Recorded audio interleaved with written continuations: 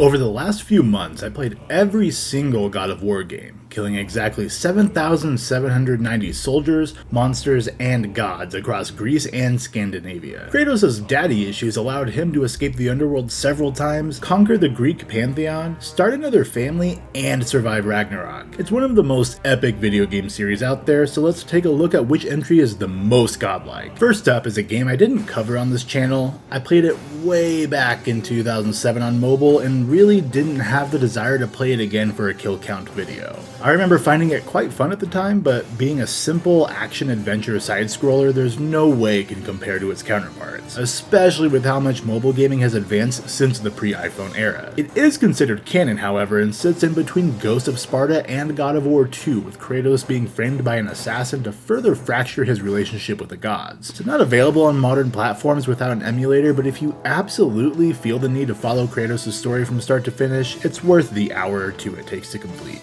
Next is the start of Kratos' story. The worst of the console entries is actually still a good game, but I struggle to say it's a necessary one. Ascension adds next to nothing to the overall plot of the series and is handicapped by being a prequel. It still has its wow moments for sure, but the pure spectacle is lost because most of those moments were used for the original 3 games, and the Furies as antagonists don't come anywhere close to the Olympians. They added one new enemy type that I absolutely loved though. They're not exactly Greek monsters, but man, the Juggernauts look cool as hell and have one of the most brutal death animations in the entire series, even though it makes me feel a little bad because I love elephants, man. Let's talk combat. Kratos is locked into using the Blades of Chaos the entire game, which is cool because I'm a big fan of the weapon and gravitated towards those even in the new games. But I disliked locking magical attacks behind upgrades and the change in the parry system that basically had me never using it. It also contains one of the most randomly tough sections on higher difficulties in the Trials of Archimedes. By not giving any chests or checkpoints between waves of enemies, it can be a frustrating slog to get through. Because of this, Archimedes can take his trials and shove it up his pee hole. One minor complaint is that they made it more difficult to toss enemies off platforms. Instead, they hit an invisible wall most of the time instead of falling off. It's kind of annoying, but not a huge deal. If I can give this game the gold medal for anything though, it would be its puzzles. A lot of puzzles in the series are more or less moving an item to a switch, but Ascension introduces the Amulet of Ouroboros, which allows Kratos to destroy or mend the environment around him in order to solve puzzles, and I found that to be a fun way to complete them. Lastly, Ascension was the first and only entry to feature multiplayer, and by all means it seemed genuinely liked by fans, but I never played the game until recently, so I can't comment on its quality. However, by 2013, the God of War formula began to grow stale, and its sales numbers reflected audiences' feelings towards the series, forcing Santa Monica to take a different approach, which we're going to take a look at a little bit later. But not yet, because next up is the first PSP game, Chains of Olympus, and the next one chronologically after Ascension. Taking place in the middle of his service to the gods, Kratos is tasked with saving the sun god Helios. We actually get to see Kratos' vulnerable side when Persephone provides an opportunity to reunite him with his daughter Calliope in Elysium, which was appreciated because all we saw of Kratos up to this point is one emotion: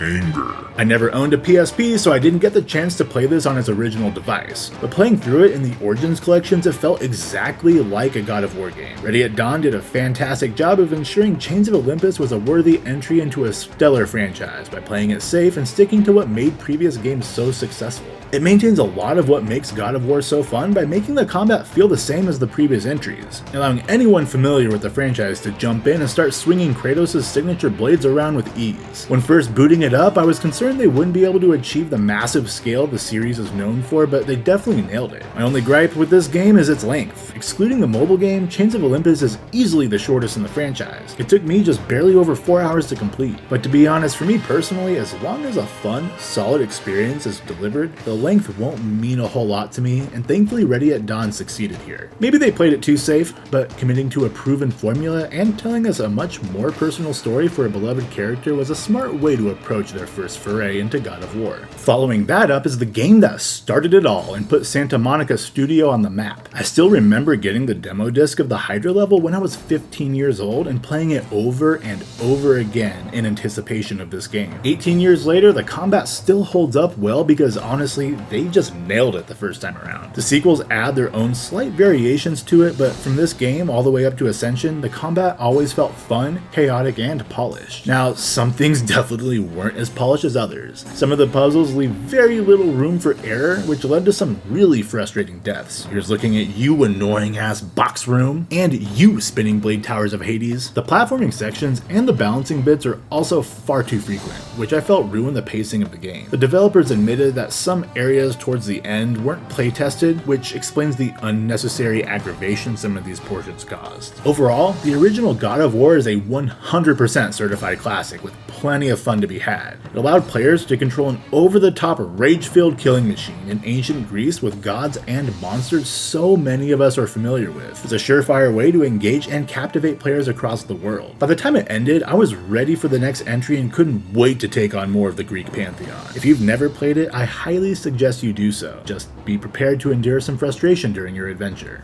Sitting smack dab in the middle of this list is the second and final PSP title. Ghost of Sparta refined the gameplay from Chains of Olympus into a longer and more story-dense adventure. Taking place after the events of the first game, Kratos is already distrustful of the gods and gets the closure he didn't know he needed when he finds his mother and brother are still alive. Arguably the most personal story in the Greek games, Ghost of Sparta retains the epic feel the series is known for while staying relatively grounded by humanizing Kratos more than any other Greek-centric game. It does a great job of explaining Kratos' motivations in the second game by showing us how deceptive the gods are even towards their own kind. With the experience Chains of Olympus gave them, Ready at Dawn was able to perfect God of War on the PSP with this title. It fits right in with the rest of the series with its familiar combat and awesome sense of scale. While Chains of Olympus lacked epic feeling boss fights, Ghost of Sparta made sure that wasn't a complaint by giving us several large monsters to kill along with Death himself. And honestly, one of the best improvements to the entire series happens in this game. QTEs have always been integral to the franchise, but Ghost of Sparta was the first to delegate the prompts to the sides of the screen in relation to their respective button locations. This helped to make reaction times a tad bit faster, knowing I can hit triangle whenever I see that QTE hit the top of the screen. Overall, Ghost of Sparta is a fun time and tells what is arguably the best story in the older games,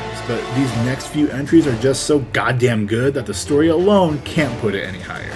We're now in the final four, and every single one of these titles is an absolute masterpiece from start to finish. Cory Barlog had the massive task of following up the original God of War with this amazing sequel. To put it plainly, God of War 2 fucking rocks. The first game definitely has a better narrative, but this one took every gameplay element the first game did and did it better, while squeezing every ounce of power out of the PS2 to make it look so good. I remember my PS2 getting ready for liftoff every single time I booted up the game. I want to start with a small feature that this game did that improved upon the original. Being able to move around faster while climbing or pushing objects was a godsend. That slow ass wind up to shove boxes 15 feet in the previous game made it nearly pointless, whereas in the second game Kratos boots that motherfucker far across whatever platform he's on. We also see more variance in the level design. I loved Pandora's Temple and thought the setting was awesome, but the fact that you're exploring that temple for the majority of the game meant we didn't see a lot of variety. However, God of War 2 sends us to snowy mountains, humid swamps, Tartarus to scale another Titan, and of course the main location being the large lush area leading up to the Fates. Again, the combat here is incredible like it is in every single game, but this time we get more time with it as the second entry is a longer experience with double the boss battles. I only really have two complaints. The first are the two Pegasus sections. I think at the time they were a fun variance to the gameplay, but going back and replaying it, I didn't find those particular sections very fun, and consider them the weakest parts. They don't last very long though, and they do honestly look cool, even by today's standards. My other complaint was Zeus's escape at the end felt kinda cheap. And then they have the nerve to follow that up with the epic cliffhanger showing Kratos and the Titans scaling Mount Olympus. That shit gave me flashbacks to when Halo 2 abruptly ended, and I had to wait several years to actually finish the fight. Thankfully, it all wound up being worth it in the end.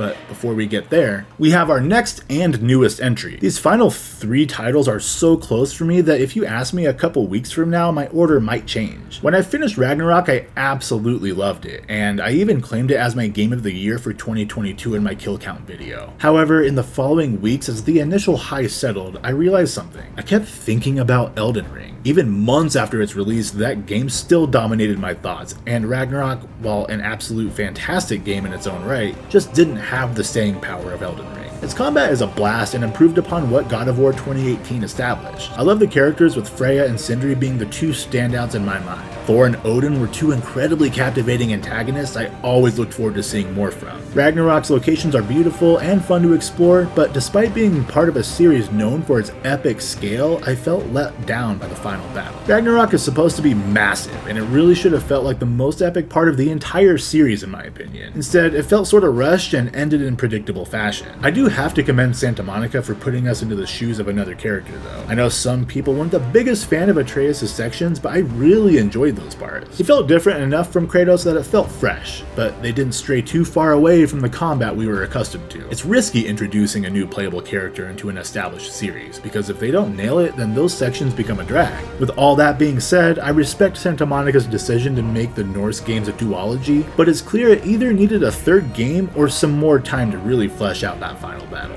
Coming in at number 2 is the finale to Kratos' Greek vacation and the best of the original God of War games. God of War 3 delivered on everything the series set out to accomplish and gave players exactly what they wanted. The opening section, climbing Mount Olympus atop the Titan Gaia while the gods knock the other Titans off the mountain one by one until eventually Poseidon makes the mistake of attacking Kratos. It's one of the best and most memorable openings in video game history. He made it so the God of Sea could no longer see and delivered similar brutal ends to the other famed gods. The combat was the most refined in all of the older games, and the scale of everything was at its peak. My only complaint is that even though it gives us a satisfying conclusion to the series, it also has the weakest story of the trilogy. It sets out to accomplish one thing: kill all the gods. I can't complain too much about its simple video gamey narrative though, because it's pure fun, plain and simple. The gameplay loop remains largely the same, but this time they added more weapons that are more effective. In other entries, I hardly ever had a reason to stray from the blades. However, they introduced a few weapons, with the Nemean Cestus being my personal favorite alternative. That satisfying thunk as you nail enemies with them was amazing. Overall, Santa Monica stuck the landing with their finale, even if the story is relatively weak. What mattered most is keeping the gameplay intact and letting players bring down the remaining gods in absolutely brutal and epic fashion, and with that, they definitely succeeded. And finally, that leaves us with God of War 2018. I've spent this entire video talking about how huge and epic the God of War games are, yet my favorite is the most grounded title. The combat in Ragnarok certainly improves upon the base that 2018 created, but it's the story that puts it over the top for me. This version of Kratos is so far beyond what we knew from the original games, it was shocking to see how different he is. Christopher Judge's version is more introspective and careful than he was in the past. The original games boasted tons of over-the-top violence and plenty of nudity, whereas this game seems to have grown up and matured. There's still plenty of violence, but it's not without reason. Kratos has spent his time trying to hide his past and live a new life he doesn't seem to fully embrace, until he's forced to by what else other than gods thrusting their way into his life. One of the most memorable moments in any video game for me is when Kratos returns home and reluctantly pulls the Blades of Chaos out from underneath the floorboards. The music paired with Kratos' silence during a huge moment for fans of the game was a huge fuck yeah moment that got me endlessly hyped for the remainder of the game. Every single element, from its combat and exploration, to its music and acting, to the simplicity of its plot and its world building, all work in conjunction with one another to create a masterpiece that is one of the best games of the 2010s and perhaps one of the best games of all time. And that does it. I played every single God of War game, and after dozens of hours I can determine 2018's title is the best one. Those are my thoughts, and now I want to know yours. How would you rank the God of War games, and where do you want to see the series go next? Let me know down in the comments how wrong or right you think I am, and if you haven't seen my kill count series yet, then shame on you! Thanks as always for watching. I'm King Deschain, signing off for now.